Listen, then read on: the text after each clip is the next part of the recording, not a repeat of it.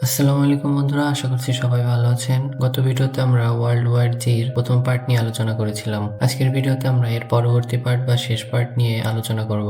তো চলুন বেশি কথা না বেরিয়ে শুরু করা যাক আজকের এক্সপ্লেনেশন।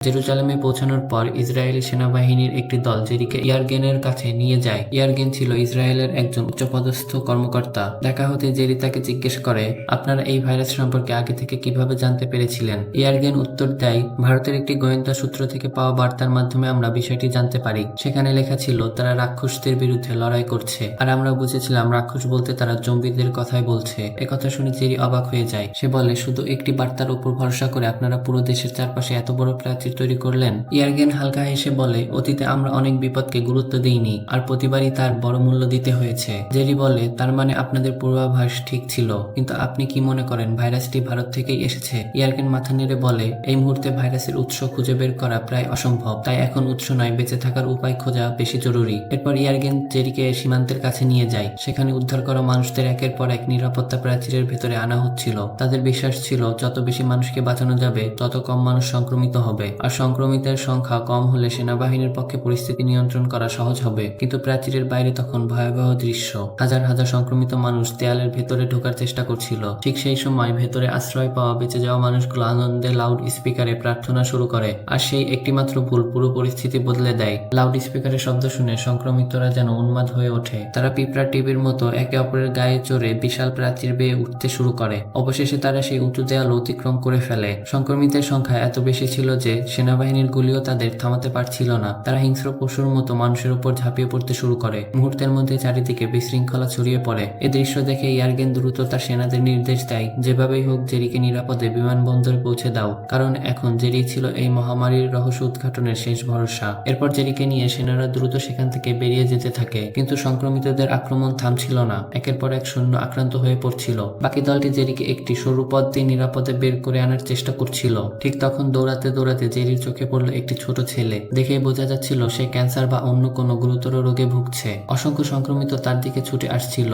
সংক্রমিতরা ছেলেটিকে ছুঁয়েও দেখল না। তারা তাকে পাশ কাটিয়ে অন্যদিকে চলে গেল। ঘটনাটা জেরির মাথায় গেঁথে গেল। হঠাৎ একটি সংক্রমিত তাদের দলের এক নারী সৈনিকের হাতে কামড় বসায়। জেরি এক সেকেন্ডও দেরি করল না। সে ছুরি দিয়ে সৈনিকটির কামড় খাওয়া হাত কেটে ফেলে। মেয়েটি যন্ত্রণায় চিৎকার করে ওঠে, কিন্তু এই কঠিন সিদ্ধান্তই তার জীবন বাঁচিয়ে দেয়। সংক্রমণ তার শরীরে ছড়াতে পারেনি। অবশেষে জেরি ও তার দল সেই সৈনিককে নিয়ে বিমানবন্দরে পৌঁছে যায়, কিন্তু সেখানে গিয়ে তারা নতুন সমস্যায় পড়ে। সংক্রমণের ভয়ে তাদের আগে পাইলট বিমান নিয়ে ইতিমধ্যে চলে গেছে। তখন বাধ্য হয়ে তারা আরেকটি বিমান থামায়। জেরি ও আহত নারী সৈনিক এমার্জেন্সি দরজা দিয়ে বিমানে উঠে পড়ে। অবশেষে তারা ইসরায়েল ছেড়ে বের হতে সক্ষম হয়। বিমানে উঠেই জেরি প্রথমে মেয়েটির হাতের চিকিৎসা করে। জীবন বাঁচানোর জন্য মেয়েটি জেরিকে ধন্যবাদ জানায়, কিন্তু হতাশ কণ্ঠে বলে, একটা হাত ছাড়া আমি এখন শুধু বোঝা হয়ে গেলাম। মেয়েটির কথা শুনে জেরির মাথায় হঠাৎ একটি গুরুত্বপূর্ণ বিষয় পরিষ্কার হয়ে যায়। সে মনে করতে থাকে দক্ষিণ কোরিয়ায় সেই খুঁড়িয়ে হাঁটা সৈনিকের কথা। সংক্রমিতরা তাকে আক্রমণ করেনি। তারপর সে জেরুজালেমের সেই অসুস্থ ছেলেটির কথাও মনে করে। তার সংক্রমিতরা উপেক্ষা করেছিল। শুধু তাই নয়, এর আগেও জেরি কয়েকজন অসুস্থ মানুষকে দেখেছিল যাদের দিকে সংক্রমিতরা ফিরেও তাকায়নি। সবকিছু মিলিয়ে জেরি একটি সিদ্ধান্তে পৌঁছায়। এই ভাইরাস সুস্থ শরীর খুঁজে বেড়ায়। অসুস্থ মানুষের শরীর ভাইরাসের কাছে মূল্যহীন। তাই সংক্রমিতরা শুধু সুস্থ মানুষদেরই আক্রমণ করছে। অবশেষে জেরি ভাইরাসটির দুর্বলতা খুঁজে পেয়েছিল। সে সঙ্গে সঙ্গে থিয়েরিকে ফোন করে, আর এমন একটি গবেষণাগারের ঠিকানা চাই যেখানে প্রাণঘাতী ভাইরাসের ভ্যাকসিন নিয়ে কাজ হয়। থিয়েরি পাইলটের সঙ্গে কথা বলে কার্ডিফ শহরের একটি ঠিকানা দেয়। সেখানে বিশ্ব স্বাস্থ্য সংস্থার একটি গবেষণা কেন্দ্র ছিল, আর সেটি তাদের সবচেয়ে কাছের নিরাপদ গন্তব্য। তাই সবাই কার্ডিফের দিকে রওনা দেয়। কিন্তু এদিকে বিমানের পেছনে কেবিনে ভয়ঙ্কর কিছু ঘটছিল।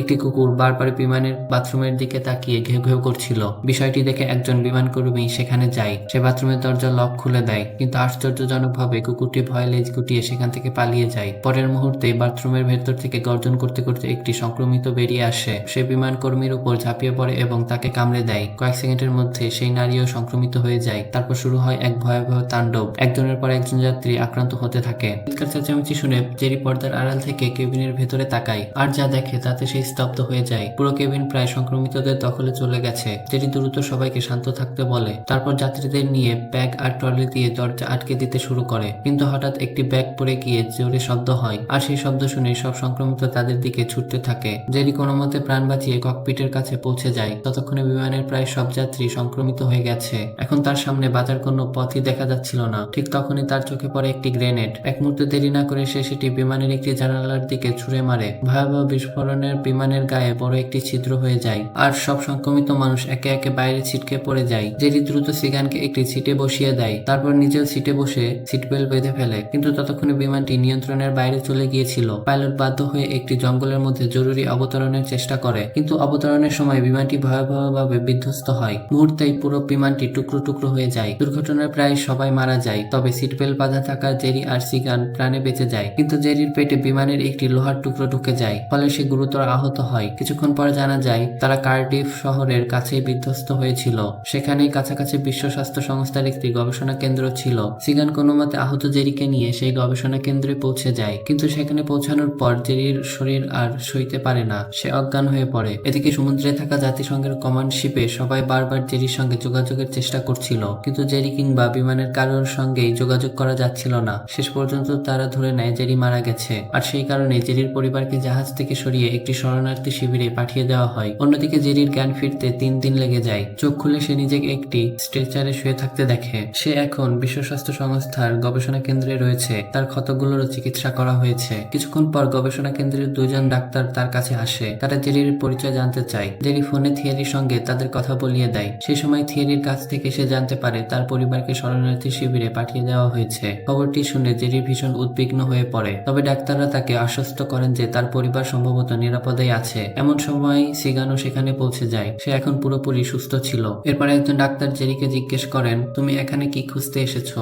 জেরি উত্তর দেয়, রোগ। ডাক্তাররা অবাক হয়ে যান। তখন জেরি নিজের ধারণাটা খুলে বলেন। সে বলে, এই ভাইরাস আক্রমণের জন্য সুস্থ শরীর খোঁজে। আমি দেখেছি সংক্রমিতরা অসুস্থ মানুষদের আক্রমণ করে না, তাই আমরা এই দুর্বলতাকে অস্ত্র হিসেবে ব্যবহার করতে পারি। মানুষকে সাময়িকভাবে অসুস্থ বানিয়ে তাদের বাঁচানো সম্ভব। কথা শুনে ডাক্তাররা হতবাক হয়ে যান। একজন ডাক্তার বলেন, আপনার ধারণা ঠিকও হতে পারে, কিন্তু কাউকে বাঁচানোর জন্য তাকে ইচ্ছাকৃতভাবে অসুস্থ করে তোলা কোনো চিকিৎসা নয়। জেরি মাথা নেড়ে বলে, আমি জানি এটা চিকিৎসা নয়, কিন্তু এটা একটা ছদ্মবেশ হতে পারে। আমরা অসুস্থ থাকলে সংক্রমিতরা আমাদের উপেক্ষা করবে, তবে রোগটি এমন হতে হবে যা মারাত্মক হলেও চিকিৎসাযোগ্য।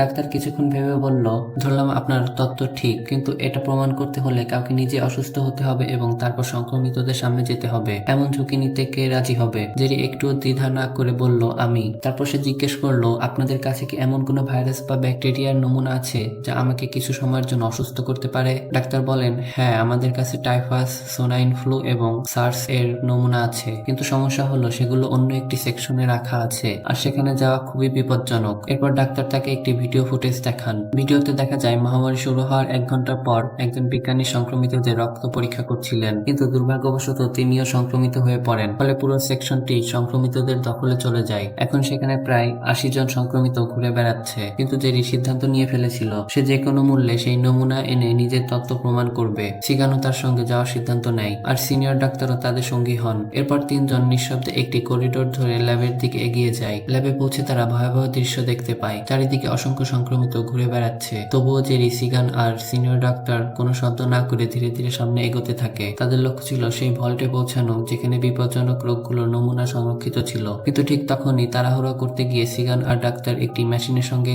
ধাক্কা খায়। শব্দ শুনে কাছের এক সংক্রমিত তাদের দিকে এগিয়ে আসতে শুরু করে। পরিস্থিতি বেগতিক দেখে সিগান তাকে গুলি করে মেরে ফেলে। গুলির শব্দ শুনে আশেপাশের সব সংক্রমিত তাদের দিকে ছুটে আসে। জেরি, সিগান আর ডাক্তার প্রাণপণে দৌড়াতে থাকে, কিন্তু এতগুলো সংক্রমিতদের হাত থেকে বাঁচা সহজ ছিল না। তখন জেরি একটি বড় সিদ্ধান্ত নেয়। সে সিগান আর ডাক্তারকে অন্য পথে পালিয়ে যেতে বলে, আর নিজে একটি লোহার রড নিয়ে জোরে জোরে শব্দ করতে থাকে। ফলে সব সংক্রমিত তার দিকে ছুটে যায়। এই সুযোগে সিগান আর ডাক্তার নিরাপদে নিজেদের ল্যাবে ফিরে যায় এবং দরজা বন্ধ করে দেয়। কিন্তু দরজার বাইরে তখন সংক্রমিতদের ভিড় জমে যায়। মনে হচ্ছিল জেরির আর ফিরে আসার কোনো সম্ভাবনাই নেই। অন্যদিকে জেরি সংক্রমিতদের ফাঁকি দিয়ে অবশেষে সেই ভল্টে পৌঁছে যায় যেখানে রোগের নমুনাগুলো রাখা ছিল। সে দ্রুত ভল্টের ভেতরে ঢুকে দরজা বন্ধ করে দেয়। ভেতরে অসংখ্য ভাইরাস ও ব্যাকটেরিয়ার নমুনা ছিল, কিন্তু কোন নমুনা কোন রোগের তা বোঝার সময় তার হাতে ছিল না। তাই সে সব নমুনা একটি বক্সে ভরে নেয়। ঠিক তখন একটি সংক্রমিত ঘুরতে ঘুরতে ভল্টের দরজার সামনে এসে দাঁড়ায়। জেরি বুঝতে পারে এখন তার তত্ত্ব পরীক্ষা করার সময় এসেছে। সে একটি নমুনার শিশি হাতে তুলে নেয়, কিন্তু সেটি কোন রোগের নমুনা সে নিজেও জানতো না। তবুও তার সামনে আর কোনো পথ খোলা ছিল না, তাই সে নিজের শরীরে সেই নমুনা ইনজেক্ট করে। তারপর কিছুক্ষণ অপেক্ষা করে। সৌভাগ্যবশত সঙ্গে সঙ্গে কোনো মারাত্মক বাস্তব প্রতিক্রিয়া দেখা যায় না।